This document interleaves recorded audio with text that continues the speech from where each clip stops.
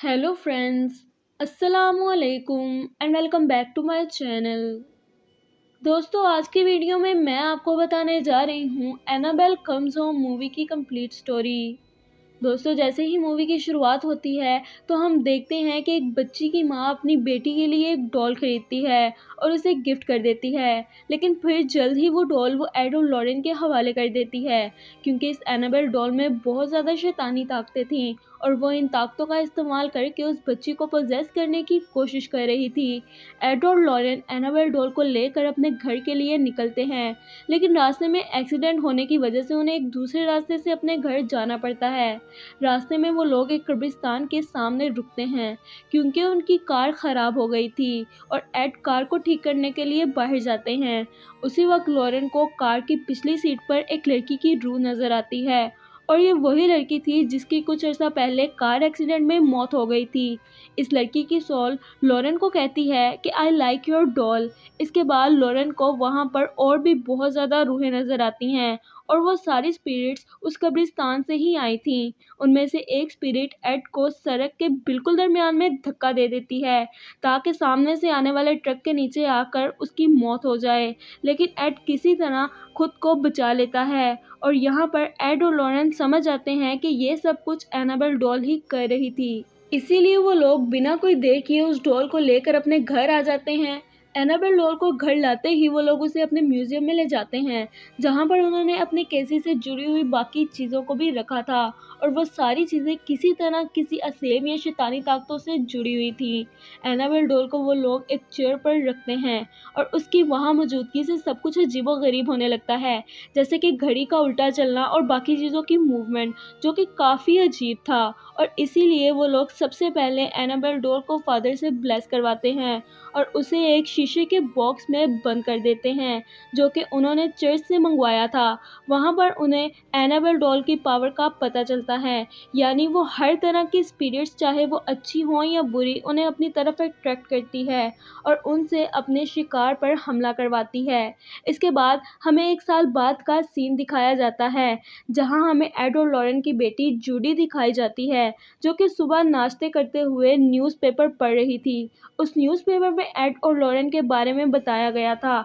लोग उनके बारे में कह रहे थे कि ये लोग फेक हैं और वो पैसे की लालच में शैतानी ताकतों से लड़ने का ड्रामा करते हैं। और यहाँ एक सवाल ये भी पूछा गया था कि क्या ये लोग हीरोज़ हैं या शिकारी। स्कूल में भी जूडी को बच्चे उसके पेरेंट्स की बातें सुनाकर काफ़ी ज़्यादा तंग करते थे और यही वजह थी कि जूडी का कोई भी करीबी दोस्त नहीं था। फिर हम देखते हैं कि अगली सुबह एड और लॉरेन को अपने किसी केस के सिलसिले में शहर से बाहर जाना था, इसीलिए वो मैरी नामी एक लड़की को जूडी की केयर टेकर के तौर पर अपॉइंट कर लेते हैं। मैरी जूडी को स्कूल छोड़ के आती है और जूडी को स्कूल में एक फादर की रूह नज़र आती है जो कि मुसलसल उसे ही देख रही थी और वो रूह जूडी का पीछा भी कर रही थी। और यहाँ पर हमें ये पता चलता है कि जूडी को वो सोल इसलिए नज़र आ रही थी क्योंकि उसके पास उसकी माँ की तरह पावर थी, यानी कि वो स्पिरिट्स को देख भी सकती थी और महसूस भी कर सकती थी। इसके बाद हम मैरी को उसकी दोस्त डेनिएला के साथ सुपरमार्केट में देखते हैं क्योंकि जूडी की बर्थडे थी जो कि वो रात को सेलिब्रेट करना चाहती थी, इसीलिए उसे कुछ सामान चाहिए था। वो दुकानदार, जिसका नाम बॉब था, और मैरी एक दूसरे को पसंद करते थे और इन लोगों की बातचीत के दौरान हमें ये पता चलता है कि डेनिएला किसी वजह से एड और लॉरेन के घर जाने में बहुत ज़्यादा इंटरेस्टेड थी। फिर मैरी जब जूडी को स्कूल से लेने जाती है तब वो लोग वहाँ उस फादर के स्टैचू को देखते हैं जो कि काफ़ी देर से जूडी को नज़र आ रहा था। और जैसे ही जूडी पीछे की तरफ मुड़ती है तो वो फिर से फादर की रूह को देखती है। फिर हम देखते हैं कि मैरी और जूडी केक बना रही थीं। तभी डेनियाला पीछे के दरवाजे से घर के अंदर दाखिल हो जाती है। डेनिएला के हाथ में एक छोटी सी बेल होती है और वो जूडी से पूछती है कि क्या ये एक स्पिरिट बेल है, जिस पर जूडी उसे कहती है कि नहीं, ये एक नॉर्मल बेल है। असल में डेनिएला एड और लॉरेन के काम में काफ़ी इंटरेस्टेड थी और वो उनका घर देखना चाहती थी और इसीलिए वो जूडी को रोलर स्केट गिफ्ट करती है। जिसके बाद जूडी और मैरी घर के बाहर चले जाते हैं और डेनिएला घर पर अकेली होती है और उसे घर को ठीक से देखने का मौका मिल जाता है। फिर डेनिएला उसी म्यूजियम को खोलने की कोशिश करती है, लेकिन उसका दरवाज़ा लॉक होता है और फिर वो दरवाजे के बाहर से ही रूहों से राब्ता करने की कोशिश करती है, लेकिन फिर भी कोई फ़ायदा नहीं होता और दरवाज़ा नहीं खुलता। डेनिएला फिर उस दरवाजे की चाबी को ढूंढते हुए एड के ऑफिस तक पहुंच जाती है और एक फ़ोटो फ्रेम के पीछे से उसे उस रूम की चाबी मिल जाती है और वो फिर वहां जाकर उस म्यूज़ियम का दरवाज़ा खोल लेती है। दोस्तों, दरअसल डेनिएला अपने मरे हुए बाप की रूह से बात करना चाहती थी, इसीलिए वो यहाँ पर आई थी। डेनिएला जैसे ही वहाँ जाती है तो वो म्यूज़ियम में पड़े हुए तमाम आर्टिफैक्ट्स को टच करती है और इसी दौरान वो एनाबेल डॉल के उस शीशे के बॉक्स में जा गिरती है। अब दोस्तों, हालांकि उस ग्लास बॉक्स में वार्निंग का साइन मौजूद था, इसके बावजूद डेनिएला उस बॉक्स के दरवाजे को खोल देती है। दरवाज़ा खुलते ही जूडी का बर्थडे केक जलने की वजह से फायर अलार्म बजने लगते हैं और फिर डेनिएला उस ग्लास बॉक्स को लॉक किए बगैर ही वहां से भाग जाती है और यहाँ पर एनाबेल डॉल बिल्कुल आज़ाद हो जाती हैं, यानी वो अब अपनी शैतानी ताकतों से कुछ भी कर सकती थी। और तभी डोरबेल बजती है। मैरी जब दरवाजे के हॉल से बाहर देखती है तो वहाँ कोई भी नहीं होता, जिस पर वो काफ़ी हैरान हो जाती है। लेकिन मैरी दरवाज़ा खोल कर देखती है तो वहाँ पर उसे एक बच्ची नज़र आती है जो उसे कहती है कि उसने एनाबेल डॉल से खेलना है और तभी अचानक से वो बच्ची वहाँ से गायब हो जाती है। फिर हम देखते हैं कि डेनिएला को अपने फादर की सोल नज़र आती है और वो उसके पीछे पीछे घर के अंदर चली जाती है। तभी जूडी भी डेनिएला का पीछा करते हुए घर के अंदर चली जाती है, जहां जूडी को एक रूम में एनाबेल डॉल चेयर पर बैठी नजर आती है। वहां पर सब कुछ अजीबोगरीब होने लगता है और बेड के नीचे से जूडी को एक नोट मिलता है जिस पर लिखा होता है मिस मी, और वहीं पे जूडी को एक साया भी दिखाई देता है। और तभी अचानक से दी ब्राइड जूडी के सामने आ जाती है और चाकू से उस पर हमला करने ही वाली होती है कि जूडी उसको क्रॉस दिखाकर खुद को बचा लेती है और काफ़ी चिल्लाती है और इसके चिल्लाने की आवाज़ें मैरी और डेनिएला सुन लेते हैं। मैरी जूडी के पास आती है और उसे हौसला देती है। यहाँ पर जूडी मैरी को बताती है कि उसके पास ये पावर है कि वो स्पिरिट्स को देख सकती है और मैरी उसे कहती है कि ज़रूरी नहीं है कि सारी स्पिरिट्स ही बुरी हों, कुछ अच्छी भी होती हैं। डेनिएला को एड और लॉरेन के पैरानॉर्मल इन्वेस्टिगेशन की फ़ाइल मिल जाती है। उस फाइल में बहुत सारे ऐसेबों का जिक्र किया गया था और वहाँ पर एक्सोर्सिज्म की टेप्स भी मौजूद थी जो कि एड और लॉरेन ने की थी। डेनिएला उनमें से एक टेप प्रोजेक्टर पर प्ले कर देती है, जिसे मैरी फ़ौरन बंद कर देती है क्योंकि जूडी उससे डर रही थी। फिर वो लोग ये सोचती हैं कि अब वो फिली मिली नाम की एक गेम खेलेंगे। गेम खेलने के दौरान एक बार फिर से डोरबेल बजती है। इस बार दरवाजे पर बॉब था। मैरी दरवाज़ा खोल देती है मगर बॉब को अंदर नहीं आने देती। फिर रात को मैरी और डेनिएला जूडी की बर्थडे सेलिब्रेट करते हैं और बाहर बॉब गिटार बजाता है और तभी बॉब पर एक भेड़ियानुमा शैतान हमला कर देता है। फिर बॉब उससे बचने के लिए वहां से भाग जाता है।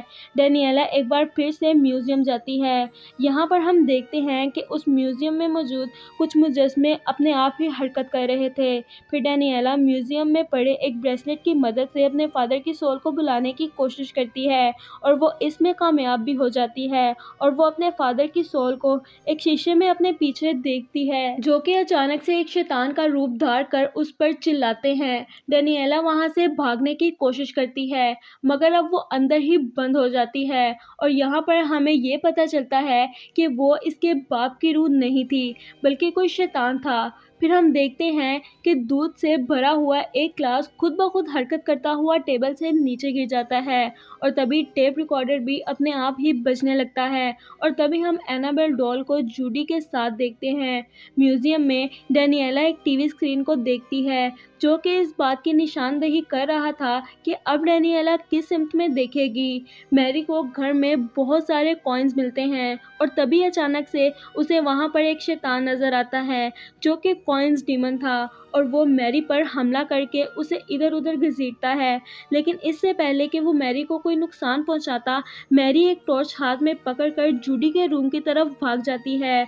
जूडी को अपने बिस्तर में एनाबेल डॉल नजर आती है और तभी हम एनाबेल डॉल को रोटेटिंग लाइट के साए में देखते हैं जो कि बहुत सारी डीमंस में बदलती है और फिर आखिरकार वो इंतहाई खतरनाक शैतान का रूप धारकर जूडी पर हमला करने ही वाली होती है कि मैरी कमरे में आकर उसको बचा लेती है। फिर मैरी एड और लॉरेन से राब्ता करने की कोशिश करती है, लेकिन दूसरी जानिब लॉरेन की जगह कोई शैतान मैरी से बात करता है और वो कहता है कि उसे एनाबेल डॉल से बात करनी है और एनाबेल डॉल को इन लोगों की जान चाहिए। फिर घर में लगी बेल्स अपने आप ही बजने लगती हैं। तभी फ़ौरन मैरी और जूडी भी म्यूज़ियम में पहुंच जाते हैं।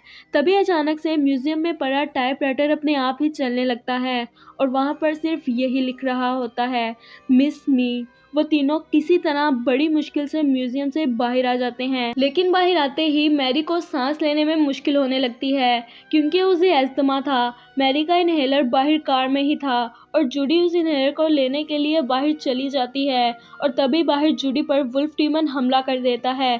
तभी वो वहां पर पहुंचकर जूडी को बचा लेता है। फिर हम देखते हैं कि दी ब्राइड डेनिएला को पोजेस कर लेती है। अब डेनिएला दी ब्राइड का ड्रेस पहनकर पूरी तरह पोजेस हो चुकी थी। अब इन सारी मुसीबतों से लड़ने का उनके पास एक ही हल था और वो ये कि ये लोग एनाबेल डॉल को फिर से शीशे के बॉक्स में रख दें।